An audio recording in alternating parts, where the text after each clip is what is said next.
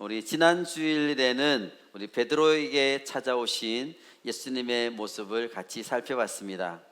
밤새도록 고기 한 마리 잡지 못해서 어떤 실패감, 허무감으로 가득한 베드로의 인생, 한 번도 그런 적이 없었던 베드로의 그 삶 가운데 예수님의 말씀이 그의 삶을, 인생을 채워짐으로 인해서, 말씀으로 그가 채워짐으로 인해서 말씀 가운데 인도함을 받게 되고, 그래서 그의 빈배는 완전히 만선으로 변해버린 것이죠. 우리 주님의 말씀을 의지하게 되면 우리의 육신의 피곤함을 뛰어넘게 됩니다. 주님의 말씀을 의지하면 우리의 경험과 상식을 뛰어넘게 됩니다. 주의 말씀을 의지하면 우리의 자존심을 꺾을 수 있게 됩니다. 주의 말씀을 의지할 때에 왜 살아가야 되는지, 무엇 때문에 살아가야 되는지, 또 무엇을 위해 사는지 명확하지 않았던 이 베드로의 인생이 주님이 주신 그 사명으로 인해서 그 삶의 목적이 분명해지고 놀라운 삶의 변화가 있게 된 것을 지난주에 봤습니다. 살아계신 하나님의 말씀이 인생에 채워질 때에 변화는 시작되게 됩니다. 주의 말씀을 듣고 그의 말씀을 그대로 의지하여 순종할 때에 우리 삶은 놀라운 변화가 일어나게 됩니다. 아멘. 예수님께서는 많은 곳을 다니시면서 하나님 나라의 복음을 선포하셨습니다. 하나님 나라가 왔다. 하나님의 통치가 시작되었다. 하나님의 통치를 받아들이라고 복음을 전하면서 말씀을 선포하면서 곳곳을 다니셨습니다. 그리고 하나님의 통치를 그들이 받아들였을 때에 그들의 삶의 변화가 어떻게 일어나는지를 생생하게 그들에게 보여주기 위해서 예수님은 가는 곳곳마다 기적을 행하셨습니다. 예전에 그들의 삶이 사단의 지배 아래서 고통스러운 삶이었다면 하나님의 은혜로 하나님의 말씀이 선포되고 복음이 선포되고 우리 삶이 변화되는 그 자리 가운데는 우리 삶이 분명히 나아지게 되고 삶이 좋아지게 되고 그 사실을 생생하게 증거할 수 있는 기적들을 그들 가운데 행하셨던 것입니다. 귀신 들린 사람이 정상인 몸으로 변하게 되고 병든 자를 고치게 되고 죽은 자까지 살리시는 그런 놀라운 기적들을 행하시면서 예수님께서는 곳곳을 다니셨습니다. 오늘 말씀에서는 한 나병 환자를 치유하시는 일을 통해서 예수님을 만나면 어떤 일들이 일어나는지를 우리가 같이 알아보도록 하겠습니다. 나병 환자, 그 당시에 버림받은 인생을 대표하는 사람이었습니다. 자기의 동족들로부터 비참하게 버림받은 삶을 살아야 됐던 것이죠. 그런 그가 예수님을 만나게 되면서 삶이 완전히 변하게 되어집니다. 그의 삶의 문제들이 해결되어지게 됩니다. 오늘 말씀을 통해서 우리가 예수님을 만나게 되면 우리 삶의 문제들이 어떻게 해결되는지를 같이 살펴보도록 하겠습니다. 예수님을 만나면 우리 삶의 문제들이 어떻게 해결될까요? 첫 번째는 간절한 마음이 있는 자에게 문제를 해결해 주십니다. 아멘.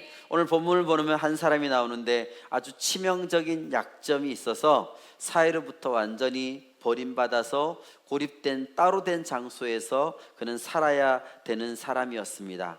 그는 나병 환자였습니다. 12절 말씀을 같이 읽겠습니다. 예수께서 한 동네에 계실 때에 온몸에 나병 들린 사람이 있어 예수를 보고 엎드려 구하여 이르되 주여 원하시면 나를 깨끗하게 하실 수 있나이다 하니. 이 개역개정 성경 전에 그 전에는 우리 문둥병자라고 성경에 나와 있습니다. 근데 이 문둥병은 약간 좀 비하하는 듯한 표현이기 때문에 이제 개역개정에서는 나병으로 바뀌었습니다. 그런데 성경에서 이 나병은 우리가 아는 한센병하고는 조금 다른 개념일 수도 있습니다. 전염성이 아주 높고 치료 불가능한 진짜 그런 한센병도 있고 치료가 가능한 피부병을 포함해서 모든 것을 이 성경에서는 나병이라고 칭하고 있습니다. 그래서 오늘 이 본문에 나오는 이 나병 들린 사람은 병이 정확하게 어떤 피부병인지는 알 수가 없습니다. 피부병인 것은 분명한데 진짜 한센병인지 아니면 다른 피부병인지는 모르겠습니다. 그렇지만 이 사람이 얼마 동안 그렇게 살아왔는지 이런 것은 자세히 나와 있지는 않습니다. 왜냐하면 오늘 말씀에서 그것이 초점이 아니라는 것이죠. 어떤 경우든지 이 사람은 아주 극도로 어려운 환경 속에서 그가 살고 있었던 것은 틀림없습니다. 그 당시에 이 율법에서는, 유대인들이 지켜오는 율법에서는 나병 환자를 부정한 사람이라고 취급했습니다. 그래서 사람들하고 같이 살지 못하고 떨어져서 딴 곳에서 살아야 됐습니다. 살다가 만약에 내가 나병이 생긴다 그러면 사랑하는 가족들하고 떨어져서 생이별을 해야 된다는 것이죠. 레위기 13장 45절 46절 말씀을 같이 읽겠습니다. 나병 환자는 옷을 찢고 머리를 풀며 윗입술을 가리고 외치기를 부정하다 부정하다 할 것이요 병 있는 날 동안은 늘 부정할 것이라. 그가 부정한즉 혼자 살되 진영 밖에서 살지니라. 이처럼 나병 환자는 옷을 찢고 머리를 풀어야 됐습니다. 왜 그렇게 해야 됐을까요? 사람들이 내가 나병 환자라는 것을 금방 알 수 있도록, 뭔가 다른 사람들에게 금방 띌 수 있도록 그렇게 했다는 것이죠. 자기에게 다가오지 말라고 사람들에게 알려주는 것입니다. 또 모르고 만약에 어떤 사람이 나한테 다가온다, 그래서 윗입술을 가리고 콧수염 부분을 가리면서 부정하다 부정하다, 그러니까 쉽게 얘기해서 나는 더러운 사람입니다, 나는 더러운 사람입니다 하면서 사람들한테 외쳐야 됐다는 것이죠. 나는 더럽다고 사람들한테 2번 외쳐야지. 그리고 그 병이 있는 동안에는 부정하기 때문에 성 밖에서 따로 살아야 되도록 그렇게 율법에 되어 있습니다. 사실 이 사람들을 어떻게 못 살게 굴려고 그런 것이 아니라, 나병이 생기게 되면 그 사회 전체에 이렇게 전염이 될 수 있어서 많은 사람이 위험에 빠뜨릴 수가 있는 것이죠. 그래서 서로를 보호하기 위해서 격리시키는 거였습니다. 나병 환자는 다른 사람이 가까이 다가오는 경우 자기가 나병 환자라고 이런 식으로 표시하고 안 된다고 얘기하고 이렇게 얘기해야 되니까, 진짜 그렇게 얘기할 때는 얼마나 그 사람이 비참했을까요? 그래서 다른 사람들은 나병 환자를 사람처럼 취급해 주지를 않기도 합니다. 그런데 오늘 본문을 보면 예수님이 갈릴리 어느 동네에 계실 때에 온몸에 나병이 든 사람이 예수님을 보고 나와서 엎드리고 있습니다. 이것은 그가 그곳을 지나가다가 우연히 예수님을 보고 나온 것이 아니라는 것입니다. 그는 간절한 마음으로 온 힘을 다해서 목숨을 걸고 예수님 앞에 왔다는 것입니다. 이전에 그는 예수님이 어디 계신지를 여러 가지로 알려고 노력을 했을 것입니다. 또 예수님께로 가면 자기의 나병이 분명히 예수님께서 자기의 나병을 고쳐줄 것이라는 확신을 그가 갖고 있었습니다. 그렇지만 내가 그 무리를 뚫고 예수님 앞에 나아가기 위해서는 사람들이 내가 나병이 걸렸다는 것을 알면 안 됩니다.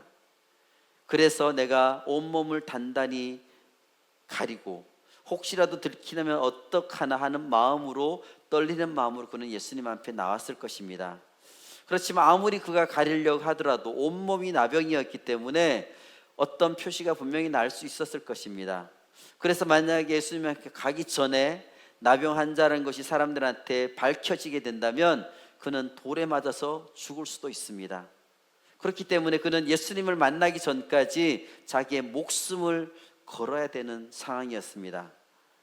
그런데 왜 이 사람이 돌에 맞아 죽을 수도 있는 이 상황 가운데서 이 나병 환자가 그렇게 무리하면서까지 예수님 앞에 찾아왔을까요? 그는 분명 예수님이 다른 곳에서 많은 사람들에게 말씀하시고 병자들을 고치는 것을 보았을 것입니다. 멀리서 따라다니면서 그 모든 것을 보고 듣고 그 가운데서 진짜 저분이라면 내 병을 고칠 수 있을 것이다, 이런 확신을 그는 가지게 되었을 것입니다. 그렇지만 그가 나병 환자라는 것은 예수님한테 나아가는데 너무나 큰 장애가 됩니다. 다른 병이라면 그가 나가는데 좀 어려울 수는 있지만 장애가 있는 건 아니죠. 근데 나병 환자라는 것은 절대 무리들 가운데 끼일 수 없는 사람이었기 때문에 그는 당장 돌에 맞아 죽을 수 있는 상황이었지만, 그래서 그는 엄청나게 고민을 하게 되었습니다. 내가 예수님 앞에 나아가야 될까 아니면 말아야 될까, 이런 고민을 매 계속하다가 이렇게 내가 비참하게 사느니 예수님 앞에로 나아가서 고침을 받자. 혹시 내가 죽을지도 모르지만 내가 예수님 앞에 나아가도록 해야 되겠다. 그래서 내가 돌에 맞아 죽으면 어떡하지 하는 두려움 때문에 그러다가도 또 주저하게 되고 갈까 말까 계속 고민하는 그런 상황들이 계속 그에게는 있었다는 것입니다. 두려움이 그한테는 있었다는 것이죠. 그러나 이 모든 어려움과 힘든 상황에도 불구하고 이 나병 들린 사람은 마침내 결단해서 예수님 앞에 나와서 자기의 모습을 드러내게 됩니다. 이 사람 예수님을 찾아 급히 와서 자기 얼굴을 땅에 대고 엎드리며 간절히 요청합니다. 그런데 이 장면을 한번 상상해 보시길 바랍니다. 예수님은 어디를 가시든지 수많은 사람들이 예수님 주변에 있습니다. 그런데 이 수많은 사람을 뚫고 갑자기 나타나니까 모든 사람들이 깜짝 놀라면서 다들 급하게 피했을 것입니다. 피하면서 손가락질하면서 여기가 어디라고 감히 나병 환자가 오느냐, 저런 더러운 놈 빨리 우리가 쳐 죽이자, 빨리 저 사람을 끌어내자, 저런 나쁜 놈 우리들까지 부정하게 되면 어떻게 될 것이냐 하면서 사람들이 계속 얘기했을 것입니다. 그는 온갖 욕을 다 먹을 수도 있을 것입니다. 아마 어떤 사람은 돌을 손에 들고 그 사람을 치려고 했을 수도 있을 것입니다. 당장 쳐 죽여야 된다고 하는 그런 상황이었습니다. 나병 환자는 이런 상황이 생길 것을 예측했을 것입니다. 또 다른 사람을 부정하게 만들 수도 있다는 그런 생각을 그는 분명히 했을 것입니다. 사람들이 나를 싫어하는 것도 알고 있습니다. 어디선가 돌이 날아올 수도 있다는 것, 또 그 목숨을 걸고 여기 나왔는데 그렇지만 두려움은 그를 계속해서 감싸고 있었다는 것. 그래서 그는 예수님 앞에 그런 상황이지만 간절하게 예수님 앞에 간구하고 있습니다. 12절 하반절 말씀을 같이 읽겠습니다. 예수를 보고 엎드려 구하여 이르되 주여 원하시면 나를 깨끗하게 하실 수 있나이다 하니, 여기서 이 사람이 구하는 내용을 잘 보시길 바랍니다. 주님, 만일 원하실 수 있으면 저를 고쳐주십시오. 이것이 아닙니다. 주님이 원하시면 저를 고칠 수 있는 분이십니다 라고 말하고 있습니다.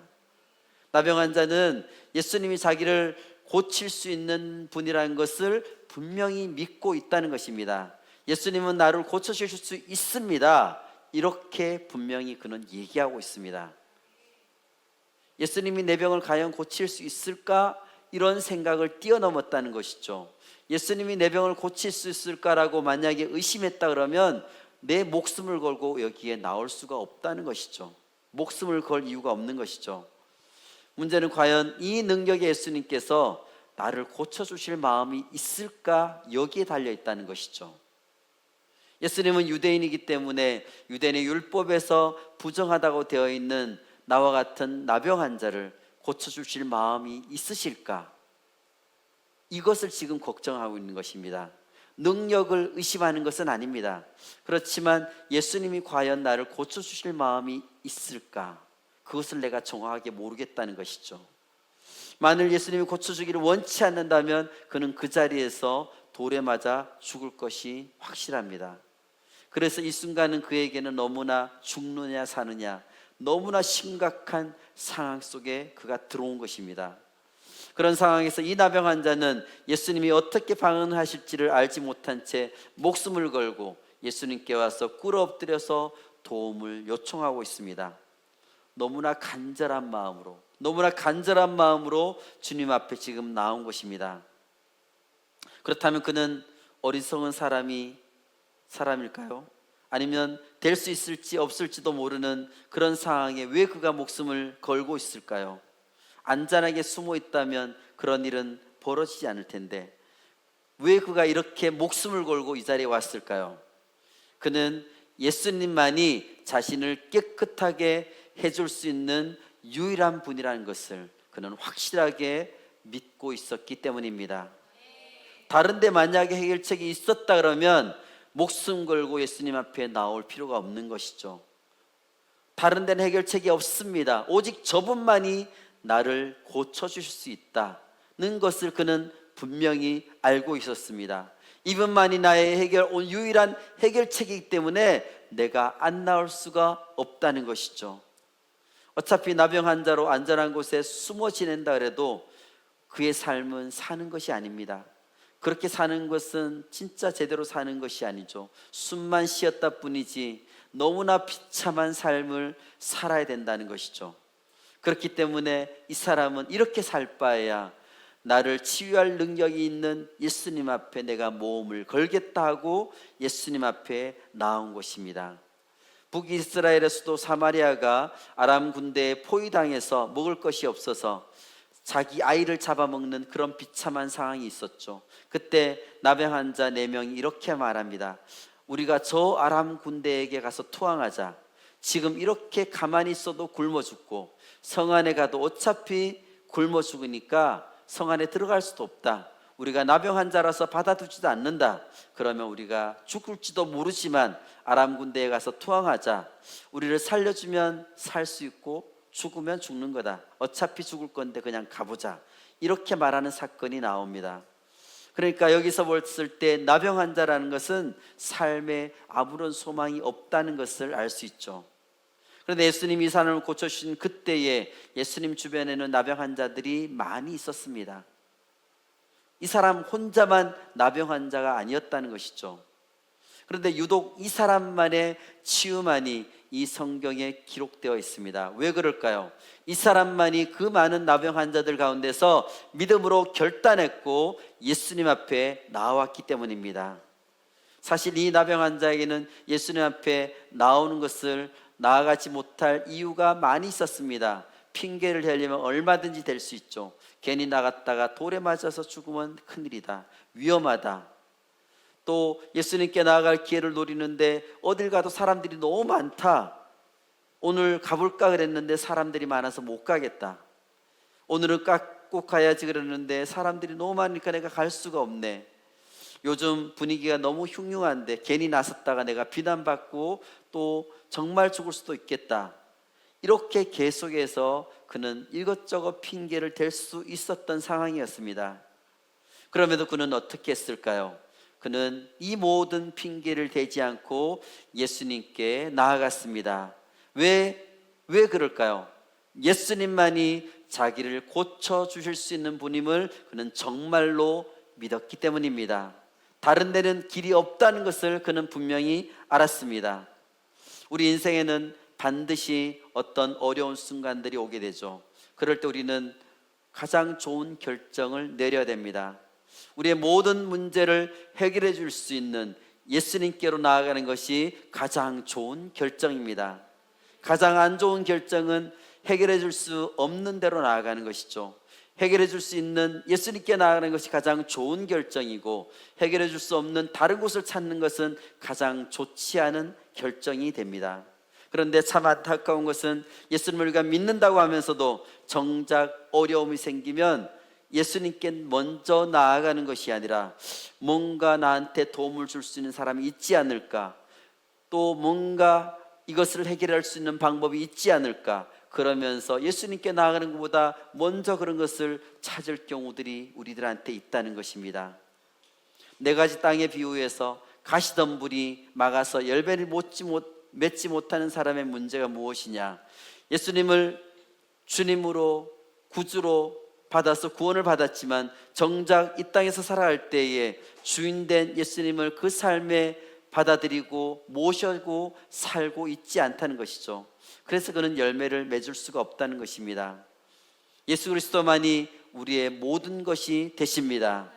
예수 그리스도만이 유일한 해결책이 되십니다.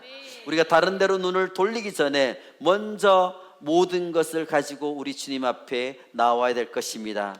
그리고 난 다음에는 그 문제를 해결하기 위해서 내가 주님 안에서 열심히 노력해야 될 것입니다. 놀랍게도 우리가 하나님을 먼저 찾으면, 하나님께 먼저 나아가면 하나님께서 그 해결책을 보여주십니다.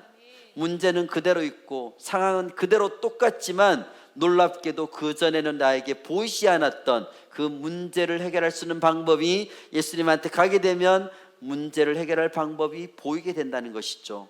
그래서 우리는 더 이상 불안하거나 염려하지 않게 됩니다. 기도해봤자 소용없네, 이런 말은 기도를 안 하는 사람이 주로 하는 말입니다. 기도하는 사람은 그렇게 얘기하지 않습니다. 우리가 먼저 주님께 나아가고 그럴 때에 주님이 주시는 지혜와 능력으로 그 모든 문제를 해결할 수 있는 능력을 우리는 갖게 되는 것입니다. 기도할 때에 이 모든 문제가 주님 안에서 해결될 줄 믿습니다. 우리에게 진짜 문제가 무엇일까요? 우리 삶에 괴로움과 고통이 존재한다는 사실, 그것이 아닙니다. 문제가 있을 때에 내가 그 모든 것을 가지고 해결할 수 있는 분께 나아가지 않는 것, 주님 앞에 우리가 이 문제를 가지고 나아가지 않는 것이 문제라는 것이죠. 나아가더라도 우리가 간절한 마음으로 주님 앞에 나아가지 않는다면 문제는 그대로 있을 것입니다. 지금 우리의 삶 가운데 어떤 문제가 있을까요? 나를 불안하게 하는 것, 나를 두렵게 하는 것, 불편하게 하는 것, 걱정하게 하는 것, 염려하게 하는 것. 이때 이런 것이 우리한테 있을 때 우리가 전적으로 하나님을 신뢰하고 하나님께 나아갈 때라는 것을 우리는 기억해야 될 것입니다. 주님은 모든 것을 하실 수가 있습니다. 능력의 주님이십니다. 당연히 모든 것을 해결해 줄 수가 있습니다. 그런데 왜 해결을 안 해줄 때가 있냐고요?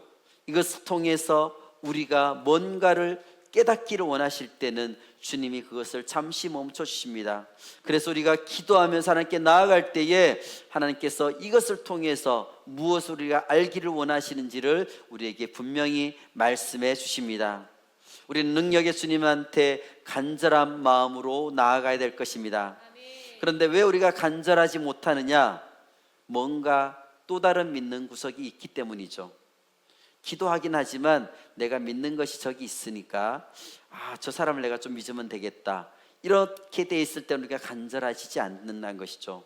내 능력을 믿는다든지 어떤 내가 가진 인맥을 믿는다든지 나의 지위를 믿는다든지 내 가족이나 다른 사람을 내가 믿으면 우리의 마음이 간절해지지 않는다는 것입니다. 우리에게는 이게 기도할 때에 정말 간절한 마음이 필요합니다. 가난한 심령을 하나님께서 기뻐하신다고 했습니다. 애통해하는 마음을 주님께서 기뻐하신다고 말씀하셨습니다. 주님이 아니면 안 된다는 그런 절박한 마음, 주님만을 신뢰하는 그런 믿음으로 우리는 기도하고 간구를 해야 될 것입니다.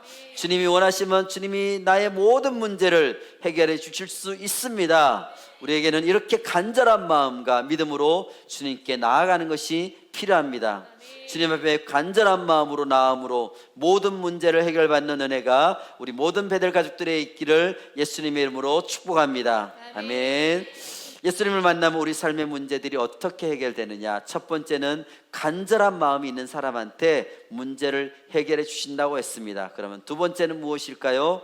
두 번째는 나의 가장 약하고 추한 부분을 만져주십니다. 아멘. 이렇게 믿음으로 나온 나병한 자에게 예수님은 어떻게 반응했느냐? 그를 바로 고쳐주고 있습니다. 13절 말씀을 같이 읽겠습니다. 예수께서 손을 내밀어 그에게 대시며 이르시되 내가 원하노니 깨끗함을 받으라 하신대 나병이 곧 떠나니라. 아멘. 예수님은 모든 것을 다 알고 계십니다. 얼마나 어렵게 이 나병 환자가 여기까지 왔는지를 분명히 알고 계십니다. 목숨을 걸고 그가 왔다는 것도 알고 있습니다. 그래서 예수님은 뜨거운 마음으로 그를 직접 만지시면서 말씀하십니다. 내가 원한다, 깨끗함을 받아라. 주여 원하시면, 이렇게 나병 환자가 얘기했는데 내가 원한다라고 분명히 말씀하시고 고쳐주셨습니다. 그러자 즉시 나병이 떠나가게 됩니다. 여기서 우리가 볼 점이 한 가지가 있습니다. 그것은 예수님이 이 나병 환자에게 손을 내밀어서 만지셨다는 사실입니다. 율법에 따르면 이 나병 환자를 부정하다고 했죠. 나병 환자를 만지는 사람도 똑같이 부정해진다고 했습니다. 그렇지만 예수님은 율법을 너무나 정확하게 잘 알고 계셨습니다. 그를 만졌을 때 예수님도 부정하게 된다는 것을 율법에서는 말하고 있다는 것을 분명히 알고 계셨지만, 그렇지만 예수님은 전혀 망설임 없이 곧바로 이 나병 환자를 만지셨습니다. 그런데 예수님이 꼭 이 사람을 만져야만 고칠 수 있었을까요? 예수님의 여러 가지 기적을 행했던 것을 보시면 알겠지만 예수님이 병자를 꼭 만져야만 고치셨던 것은 아닙니다. 예수님은 그냥 말씀만으로도 고치실 수가 있었습니다. 나병 환자가 지금 예수님 앞에 와 있습니다. 온몸이 나병으로 되어 있습니다. 살이 썩고 있습니다. 살이 썩으면 냄새가 너무너무 지독합니다. 누구든지 그 냄새 앞에서 코를 막을 수밖에 없는 그런 상황이죠. 그런데 예수님께서는 그를 만지시고 그를 고쳐주셨습니다. 다른 사건들을 보면 예수님은 아주 멀리 떨어지는 곳에서도 말씀만으로 고치신 것도 있고, 심지어 어떤 병자를 안 보고 고치시기도 합니다. 누가복음 7장에서 보면 예수님이 로마 백부장의 하인을 멀리서 안 보고 고쳐주셨죠. 그런데 왜 예수님은 이때에 이 나병 환자를 만지면서 고쳐주셨을까요? 여기서 우리는 예수님의 그 큰 사랑을 분명히 알 수가 있게 되는 것입니다.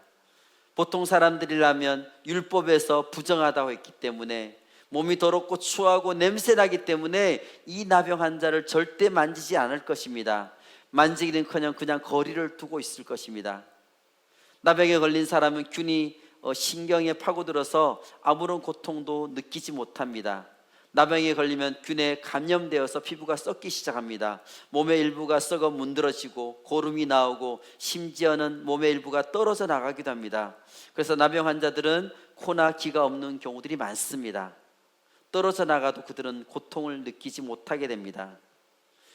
그런데 이 두려움 가운데 엎드려 있는, 고개도 못 들고 있는데 갑자기 이 나병 환자를 누군가가 만지는 것입니다. 그때 깜짝 놀라서 고개를 드니까 예수님께서 따뜻한 눈길로 그를 바라보시면서 인자한 음성으로 이렇게 말씀하십니다. 내가 원한다.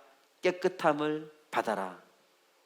예수님께서는 사랑이 가득한 눈으로 그를 바라보시면서 인자한 모습으로 웃으시면서 그에게 말씀해 주셨습니다. 그때 그는 자기 몸이 깨끗해진 것을 발견하게 되는 것입니다. 더럽고 까맣고 상처로 가득했던 그의 피부, 고름이 나고 피가 나던 그 피부가 하얗고 뽀얗게 변해 있게 된 것입니다. 이때 그의 마음은 어땠을까요? 그동안 그는 누구와도 피부에 접촉을 하지 않았습니다.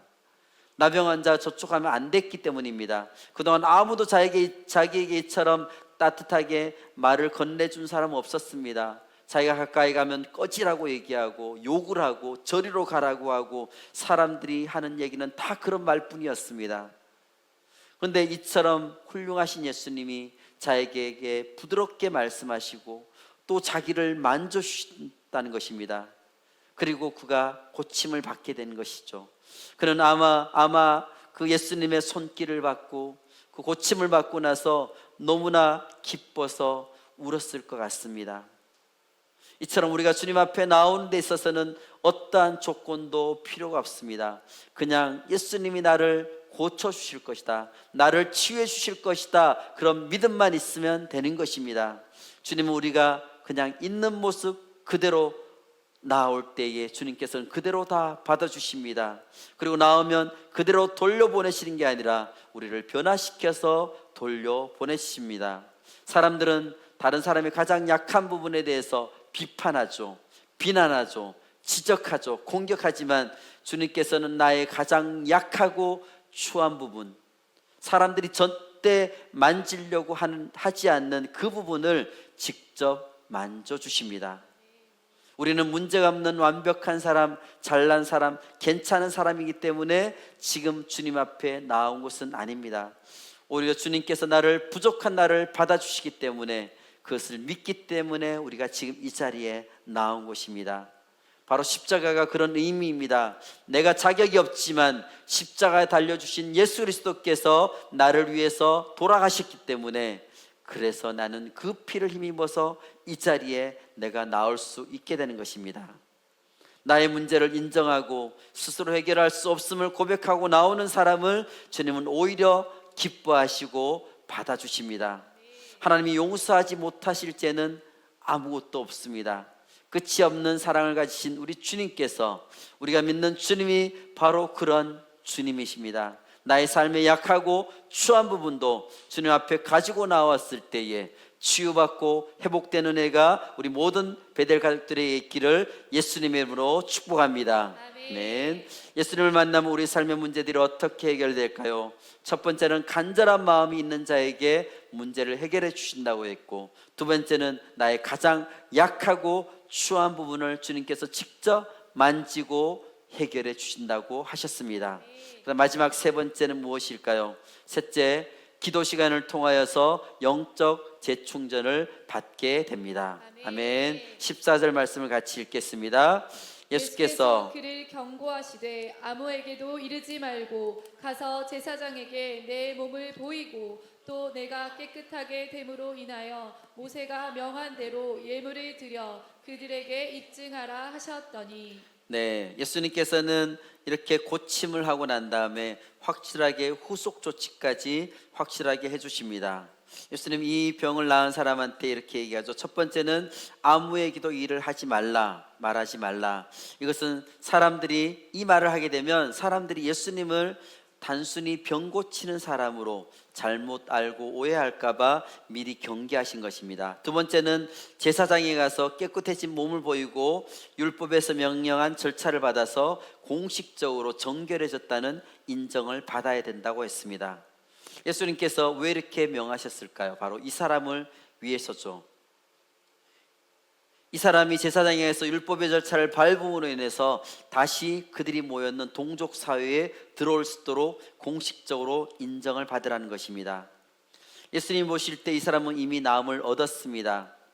예수님 보시기에 당연히 사랑받을 사람입니다. 그런데 다른 사람들은 그렇지 않죠. 사람들은 편견, 선입견이 있습니다. 그것을 너무나 잘 아시기 때문에 제사장에 가서 꼭 확인을 받아라. 그래서 사람들한테 너가 인정을 받아야 된다, 이렇게 예수님은 그 길을 예비해 주신 것입니다. 그런데 이렇게 말씀하셨지만 어떤 일이 벌어졌을까요? 15절 16절 말씀 같이 읽겠습니다. 예수의 소문이 더욱 퍼짐에 수많은 무리가 말씀도 듣고 자기 병도 고침을 받고자 하여 모여오되 예수는 물러가사 한적한 곳에서 기도하시니라. 예수님이 치유 사건에 대해서 아무도 말하지 말라고 했지만 주님에 대한 이런 소식은 점점 퍼져가게 됩니다. 이 사람이 가서 전한 것도 있을지 모르겠지만 그것을 본 많은 사람들이 있었기 때문에 그들이 전한 것이죠. 그래서 수많은 사람이 그에게 말씀도 듣고 병고침도 받으려고 예수님한테 몰려오게 됩니다. 그러나 예수님은 수많은 사람들이 몰려오는 것을 뒤로하고 예수님은 다시 조용한 곳으로 가서 기도하십니다. 여기에서 한적한 곳이라는 것이 있는데 이 헬라어 원어에 보면 이것이 복수로 되어 있습니다. 예수님은 한적한 곳이 아니라 한적한 곳들로 가서 기도했다는 것입니다. 예수님이 이렇게 한적한 곳에 가서 기도하신 것은 한 번만 기도하신 것이 아니라 사역하신 동안 계속 한적한 곳으로 계속해서 반복적으로 가서 기도하셨다는 것을 말씀해 주고 있습니다. 예수님이 가르치시고 치유하시는 사역도 너무나 중요하지만 예수님한테 이 기도 사역은 진짜 중요한 사역이라고 말씀하고 있습니다. 매일 이렇게 하나님과 친밀한 교제를 통해서 예수님은 영적으로 재충전을 받으십니다. 그래서 그 힘을 입어서 나아가서 놀라운 사역을 계속해서 감당할 수가 있습니다. 예수님은 한적한 곳으로 물러나셨죠. 한적한 곳은 혼자뿐인 외롭고 쓸쓸한 곳입니다. 사람들이 살지 않은 곳입니다. 이 한적한 곳은 이 광야라는 말과 같은 뜻이라고 합니다. 광야에서 우리는 주님을 바라봐야 될 것입니다. 주님을 바라보며 주님께 기도함으로 살아가는 곳이 바로 광야입니다. 우리는 언제나 어떤 상황에서든지 주님과 단독으로 만날 수 있는 그런 기도의 자리, 그 기도의 자리를 내가 놓치지 않아야 될 것입니다. 나는 하나님과의 깊은 교제의 시간을 가지고 있는가? 하나님과 기도하는 시간을 내가 가지고 있는가? 우리가 한번 돌아보기를 바랍니다. 내가 하나님의 자녀라고 말은 하지만 하나님과 만나는 시간이 일정한 시간이 정해져 있지 않다는 것, 이것은 말이 안 되는 것이죠. 하나님의 자녀인데 예수님의 제자인데 하나님과 정기적으로 만나는 시간이 없다는 것은 안 될 것입니다. 반드시 나의 하루의 순간순간 중에서 내가 일정한 시간을 떼어서 하나님과 만나는 시간을 따로 가지시기를 바랍니다. 아직까지 혹시 내가 하나님과 만나는 시간을 내가 정해져 있지 않다, 그러면 내가 주님과 만나는 약속의 시간을 여러분들이 꼭 정하고 실천해 보시기를 바랍니다. 또 새벽 기도의 시간, 저녁 기도 시간, 금요 기도의 시간, 이런 기도 시간을 통해서 우리가 주님과 만나는 시간을 계속해서 확보하시기를 바랍니다. 특별한 영적 재충전이 필요하신 분들은 특별한 기도를 하는 것이 좋을 것입니다. 작정하고 금식하며 기도하는 것이 가장 좋은 방법입니다. 우리가 재충전 받는 것이 없이 우리의 사역과 봉사만 하게 되면 금방 우리는 고갈되고 쓰러질 수가 있습니다. 주님과의 시간을 절대 양보하지 마시기를 바랍니다. 기도 시간을 확보하며 영적 재충전을 받는 우리 모든 베델 가족들 되시기를 예수님의 이름으로 축복합니다. 말씀을 맺겠습니다. 예수님을 만나면 우리 삶에 어떤 문제들이 해결될까요? 첫 번째는 우리가 간절한 마음으로 있는 자들에게 주님께서 문제를 해결해 주십니다. 우리가 주님 앞에 나올 때에 우리의 간절함이 너무나 중요합니다. 주님만이 이것을 해결해 주실 수 있는 분이다, 주님만이 나의 유일한 해결책이시다, 이런 마음을 가지고 우리는 나올 때에 우리의 삶의 문제가 해결될 것입니다. 두 번째는 나의 가장 약하고 추한 부분을 주님이 만져주십니다. 주님 앞에 나올 때에 주님이 이것까지도 만져주실까, 이런 걱정을 하지 말고 주님이 내 삶에 가장 더럽고 추하고 남들에게 볼 수 없는 그런 추한 모습이 나한테 있지만 주님께서 이 모든 것을 주님께서 해결해 주신다 하는 믿음을 가지고 우리는 주님 앞에 나와야 될 것입니다. 세 번째는 이 기도 시간을 통하여서 우리 기도 시간을 확보하고 영적 재충전하는 시간을 우리는 분명히 가져야 될 것입니다. 주님의 말씀을 깊이 묵상하며 주님께 기도하는 삶을 살다 보면 혹시 우리 삶에 어떤 문제들이 생기더라도 주님께서 분명히 선하신 뜻대로 이것을 이루어 주실 것이다, 이런 소망함이 우리 안에 생기게 됩니다. 많은 사람들이 좋아하는 말씀이 있죠. 로마서 8장 28절 말씀입니다. 같이 읽겠습니다. 우리가 알거니와 하나님을 사랑하는 자 곧 그의 뜻대로 부르심을 입은 자들에게는 모든 것이 합력하여 선을 이루느니라. 아멘. 여기서 우리가 가장 좋아하는 말씀이 모든 것이 합력하여 선을 이룬다고 하는 것에 우리가 너무나 좋아하는 말씀이죠. 모든 것이 합력해서 선을 이루면 얼마나 좋겠습니까? 그런데 여기에는 분명히 조건이 딸려져 있습니다. 하나님을 사랑하는 자 곧 그의 뜻대로 부르심을 입은 자들입니다. 이들한테 하나님께서 모든 것이 합력하여서 선을 이루게 해주신다고 말씀하셨습니다. 하나님과 지금 관계가 있는 사람, 하나님을 정말로 믿는 사람, 하나님을 사랑하는 사람한테 모든 것이 합력하여서 선을 이루게 해주신다는 것입니다. 그런 사람에게 그냥 저절로 하나님께서 되는 것이 아니라 모든 것이 합력하여 선을 이룰 수 있도록 우리가 주님 앞에 내 삶을 맡기고 주님을 온전히 믿고 나아갈 때에 하나님께서 우리 삶에 개입해 주셔서 우리의 삶을 모든 것이 선하게 만들어 주신다는 뜻입니다. 본문에 있는 나번 향한 자에는 나병이 정말로 큰 문제였죠. 절대 해결되지 않은 것 같은 그런 문제였습니다. 그러나 이 나병이 주님 앞에 왔을 때에 그것이 합력해서 선을 이루게 해주셨습니다. 그렇다면 지금 우리들 안에 어떤 문제가 있습니까? 이 사람의 나병보다 더 큰 문제가 있습니까? 나의 삶 속에 불안해하는 것, 두렵게 만드는 것, 염려하게 하는 것, 내 마음을 불편하게 하는 것, 바로 그 문제를 이 모든 것에 우리가 넣어 보시길 바랍니다.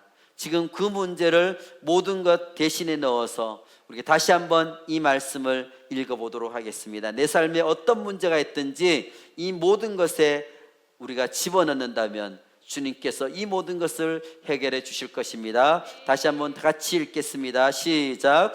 우리가 알거니와 하나님을 사랑하는 자 곧 그의 뜻대로 부르심을 입은 자들에게는 나의 모든 문제가 합력하여 선을 이루느니라. 아멘. 이 고백대로 예수님을 만나면 우리 삶의 모든 문제가 해결되게 됩니다. 아멘. 예수님을 만남으로 우리 삶의 모든 문제가 주님 안에서 해결받는 은혜가 우리 모든 베델 가족 가운데 넘치기를 예수님의 이름으로 축복합니다. 아멘.